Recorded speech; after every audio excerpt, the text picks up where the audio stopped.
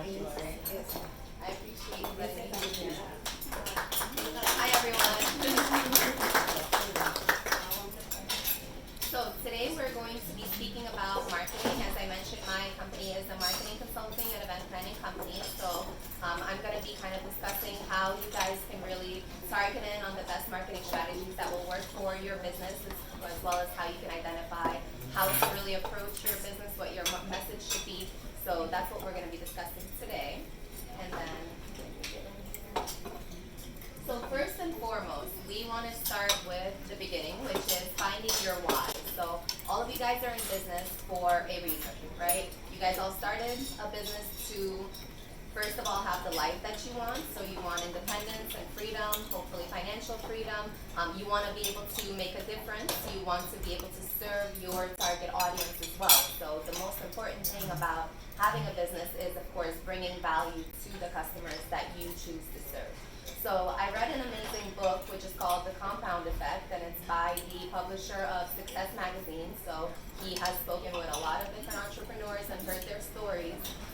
So he has a very great analogy, and throughout this session, I am going to be asking you guys to kind of participate and pitch in with ideas or what's going on with your business. But really, if you guys think about it, what he says is, if you put a plank on the floor, right, and then you tell anyone, hey, I'm going to give you $20 to walk this plank, would you guys do it? Sure. What about if this plank is actually stretching from the top of one building to another, and I give you $20, would you still do it? No. What about if your child is stuck on the other side of the building, and that's the only way that you can save your child, would you do it? Because you have a good why, right? So isn't that kind of the same thing with business? If you are trying to do something and it's really just for money, then yes, it can help your life and it can help your business grow financially. But don't you really need to also have a good why to be able to wake up every morning and still keep going? Because you want to be passionate about what you're doing, right? At every single business, all of you guys have at one point experienced days when you don't want to get out of bed, or you're dealing with irate clients, or you're just not having a great day, and sometimes you wish that you didn't have so many responsibilities, right? Or you're thinking, how am I going to pay payroll next week? Well, when you have a good why, that's really what's going to be, running that engine, and that's really what's going to keep propelling you guys forward. So when you first start thinking about your marketing strategy, that's going to be the first thing that you guys want to do. And I am going to have a bunch of different questions on the screen, so if you guys want to take pictures with your phone, or if you come and give me your business card afterwards, I can actually send this over to you so that you have it. And I really recommend going through these questions because it will help you really zone in on what will help you grow your business this year and also beyond. So find your why. Why are you in business? Right? What goals are you trying to achieve, both for your life as well as the community and the clients that you'll be serving? Who will benefit from you being in business? And then what is the alternative to you guys having a business, right? So we all started this because, again, we wanted to have autonomy, right? We wanted to have independence. We probably, none of us want to have a 9-to-5 where we're stuck in one place and we are really making someone else rich, right? We are advancing their goals as opposed to working on our own goals and being to accomplish something. So that's really going to be your first step, is figuring out what it is that you want to do, why you want to do it, and who you want to help with what you're doing. So then you really want to think about, okay, who am I serving? Why am I serving them? Who is my ideal client, right?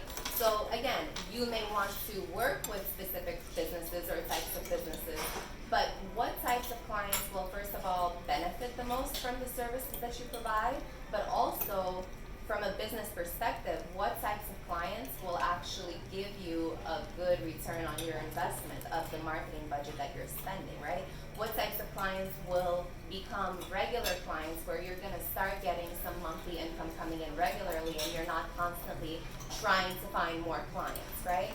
Or what type of business and what type of service can you provide that will be the most profitable for your business?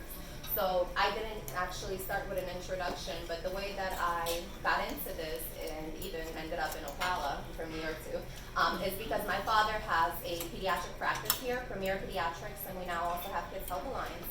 So one of the examples that I always use is our ideal client for Premier Pediatrics is going to be children, right? But is it really? Are they the ones that are making the decision to come to Premier Pediatrics? No. So we're really marketing to their parents, right? But is it really parents? Who really brings the children to the clinic most of the time? It's going to be the mom, right? We've got a great few men that will bring their children to the clinic, but most of the time it's going to be moms, right? So that's one thing that we have to think about. Now, something that's specific to our business, we have a 90% Medicaid population, right? We are very confined in the Medicaid guidelines and regulations that we have to abide by. So one of the things that we are actually judged on as a practice is if our kids are coming in for their wellness checks, right? If they're getting their immunizations, if we're following up with them on chronic care conditions, right?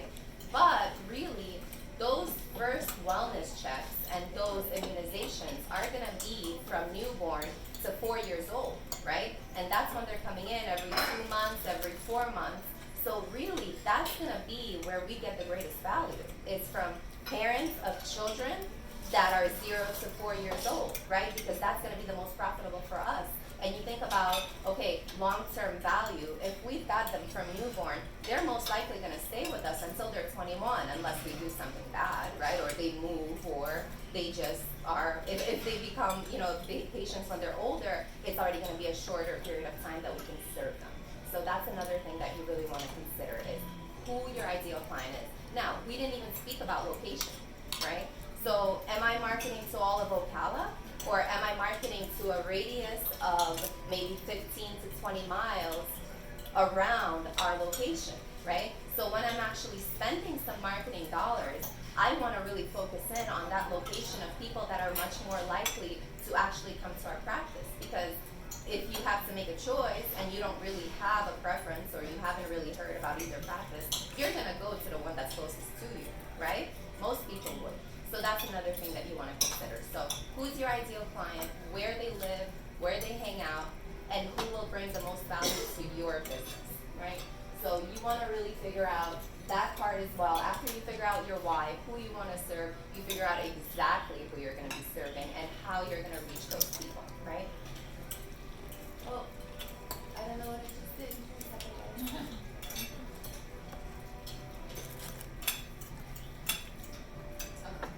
So after you figure out who your top client is, then you're going to figure out what your top service is, right?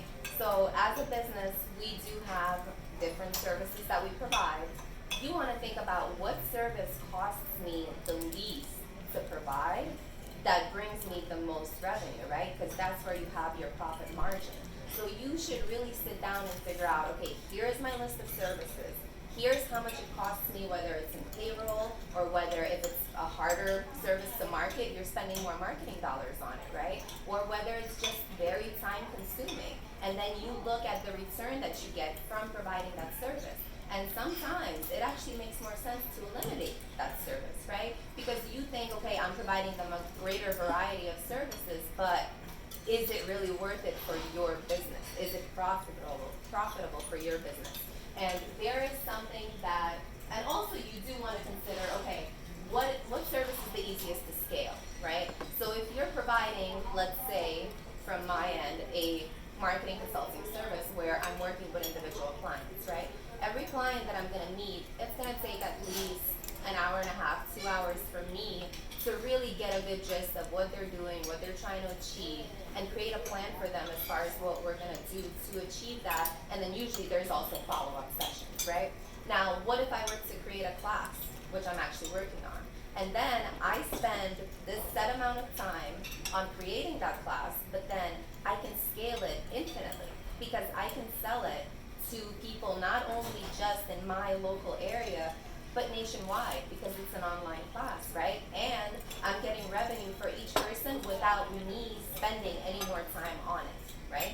I may be throwing in a little bit more marketing budget into it, but there's no more time that I'm spending. There's no payroll that I'm paying for people to be producing this service or providing this service to the clients that I've worked with on a consulting basis, right? So that's really how you got to think about how scalable is this service that I can provide. Is it going to take me adding an employee every single time that I get a new client? Because that's not very scalable, right? So that's one thing that you also want to think about. And then there is, I'm not sure if you guys are familiar with, but it's something that I really live by, the Pareto principle, right? The 80-20 rule. How many guys have heard of the 80-20 rule? So what the 80-20 rule says is that it's really a principle in nature. It can apply to anything you want, right? So in this instance, even thinking about your ideal client, right? How I narrowed down on the 0 to 4 parents of newborns within a 15-mile radius, those are gonna be the patients that bring our practice 80% of our revenue. And I bet you that if we did an actual count of all of our patients and saw what criteria they fit into, that would be about 20% of our patients, right? We've got about 15,000 active patients.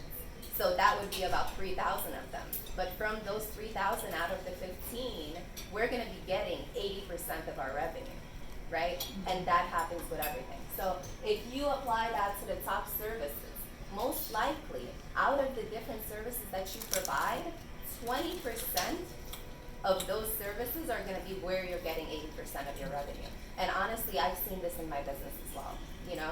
So that's another thing that you really want to think about. You want to list out the different services that you provide, and you really want to think about, okay, how profitable is this? And then maybe just eliminate the other services that aren't doing much for you. You want to find that 20% that's going to get you the 80% of your revenue, right? So if you really dig deep, you really look at your numbers, you really think about the services that you provide, just think about that.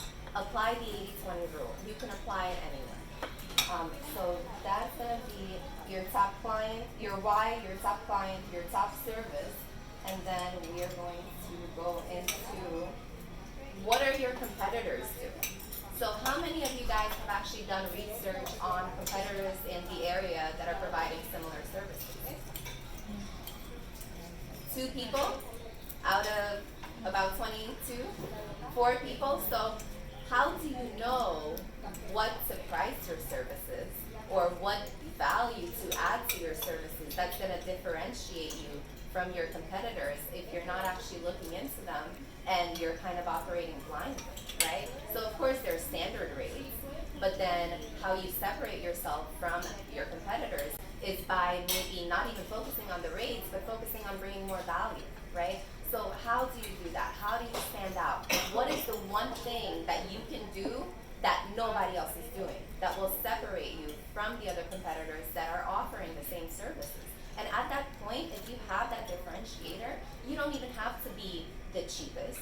You don't even have to be the same as the other businesses. Because if you have something extra that people value, the word of mouth and the referrals that you're going to get from that, people will be perfectly fine with paying a little bit more because they have heard so many great things about you. There's already trust. There's credibility. So at that point, you really can pretty much set your own rules, right? Because people are going to come to you because that's what they want. That's what they've heard about. So for example, if your child has a cancer that no one has any way to cure, but then you hear about one person in another state or even another country that came up with this magical cure that is going to save your child's life, aren't you going to go to them because they're the only person that's offering that? You don't care how much you're going to have to pay. You don't care how much you're going to have to travel because this is what you need and they're solving your problem. So when you set out to serve your clients, you want to think about not specifically what services can I offer or what features, but what problem can I solve for these people where they're going to have to come to me because they're going to know that I'm the only person that can really solve that problem for them. They're not even going to want to take a chance on other people. They've heard about you. They know you're doing great things. They know you're credible, and you have what they want. You're the only one that has it, right? So really think about it creatively. What can you offer that your competitors aren't offering, right? So, for example, Cassandra, you are a photographer. Are other photographers offering pretty much the same services as you are? Not necessarily the personal brand, but like weddings and such, yeah. So weddings, events, headshots, Portraits, yeah. that's what most photographers do, right? Yes. What would make you, as a client, if you put yourself in that situation, choose one photographer over another? I would look at their work, what kind of work they produce, and the value of Okay. what they're charging for that work. Okay. Now, let's say you need a headshot done, and you've got 5 photographers that are pretty much offering the same services. But there's this one crazy guy who partnered with a makeup artist. And whenever you're getting a headshot, they're actually going to give a makeup session to the people. I guess it's going to work more for women, I'm just thinking about it. But aren't you going to be willing to spend just a little more because you know your headshot is going to look amazing because it comes with that extra feature, right? So really, in your business, it doesn't even necessarily have to be a service or a feature that you're adding or you're implementing. I'm huge about partner. You can find a partner that's already offering a benefit that will help solve the same problem that you're solving, but that will already boost your business as well as their business, right? So you want to think about what is mutually beneficial, because guess what? That makeup artist is probably going to get a whole lot of business by working with you, right? As opposed to them just trying to make it by themselves, right? So that's what you want to think about. Who are the partners in the community that will help you stand out and who you will help stand out? And then you guys can have this synergy where it's going to be more profitable for both of you to come together. And guess what? You don't have to only have one partner, right? You can have a lot of partners. And networking and being in professional associations like this is an amazing way to meet those partners, or even to meet people that will refer to you just because they already know what you're doing and they know that you're doing something extra, right? So you want to know what services are they providing, who are they, what prices are they charging, and what marketing strategies are they using. So do you see them doing a whole bunch of sponsored ads on Facebook? Do you see them in magazines, right? Do you see them in Best Version Media? What are they doing? And then you really want to maybe ask people, okay, well, how did you hear about my competitor, right? If that's ever brought up and you know that, for example, they're working with someone else, how did you hear about them? How did you find them? You really want to try to find out as much information as you can. So, for example, how do you find out their prices if their prices aren't listed on their website? You can call them. They don't know who you are. You can try to get a quote for them as a client, right? So you're just a little bit sneaky, but you're getting to know what their secret sauce is or how much they're charging, and then, or even other things that they're doing. What other services can you offer me, right? Do you do monthly plans? Do you provide this and this? You really want to get information, and you can get it. And it's not like they're going to come back after you and say, hey, I found out who you are and you're stealing my information. That's not going to happen. Or if you don't feel comfortable, have your daughter do it. Have someone do it, right? Get some research done. Or even just get a virtual assistant. Virtual assistants are huge and they can do all of that kind of stuff. And a lot of them are actually very good at finding out how to do that. I use Fiverr a lot. Fiverr, like Fiverr.com. Amazing platform to find virtual assistants, freelancers, anyone that, really any service that you need, they can do it. And a lot of them, if you're fine with outsourcing to other countries, will do it for $4 an hour. Wow. Yeah. So there's a lot that you guys can do if you start leveraging freelancers, because you want to think about, okay, if I'm doing this and I'm spending 5 hours doing this, what else could I be doing that someone else in my business can't? Right? So if your best thing is getting out there and networking and making connections and building word of mouth, that's what you should be doing, because guess what? No one can represent your company as well as you can. No one knows the ins and outs, and no one is really as passionate as you will always be, because it's your business, right? But the stuff that you may be busy doing, even let's say bookkeeping, let's say payroll, cold calling, emailing, finding out competitor data, whatever it is that you may be spending your time on now, think about who can do it for cheaper so that you're freed up to do the work that you can really do better than anyone else that you can hire, right? So I can't hire someone from the Philippines at $4 an hour to go to a networking event for me. I need to do that. But what can I hire them to do, right? That's what you want to think about. So we spoke about this a little bit. What is the one thing that separates you? Usually if you have one thing, that's really going to be what you want to get really, really good at, right? Because you don't have to have a whole bunch of wow factors. You can just have one. So again, whether it's an added benefit that you're offering, whether it's a more flexible payment plan, whether it's something that you just separate yourself as an expert, right? You're doing public speaking, you're doing different events, you are writing a book, or you're contributing to different publications where people can actually see you as an expert. That is huge, because at that point, you're not necessarily chasing those clients. They're going to come to you. They're going to be magnetically drawn to you because they know that you know what you're talking about, right? So you can also separate yourself out. Or let's say you decide that your one thing is going to be amazing customer service. Guess what?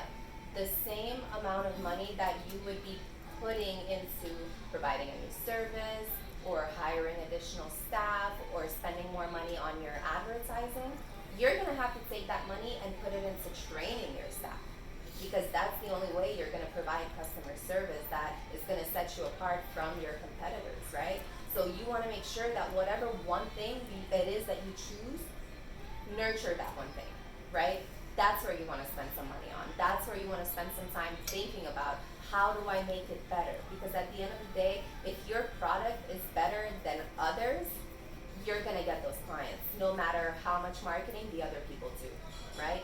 As opposed to if you're offering something and you are pushing it, but you didn't really think it through, or you didn't really think how you're going to provide it, or you're just marketing it, but you're not actually doing it. That's the number one way to get yourself some bad word of mouth, right? Because that's really what pushes our business, especially in a small community like this, where when you go to networking events, you see a lot of the same people. Those same people are friends. All of you guys, because you network together, just told me that you're all friends. You all speak about other businesses, you refer businesses to one another.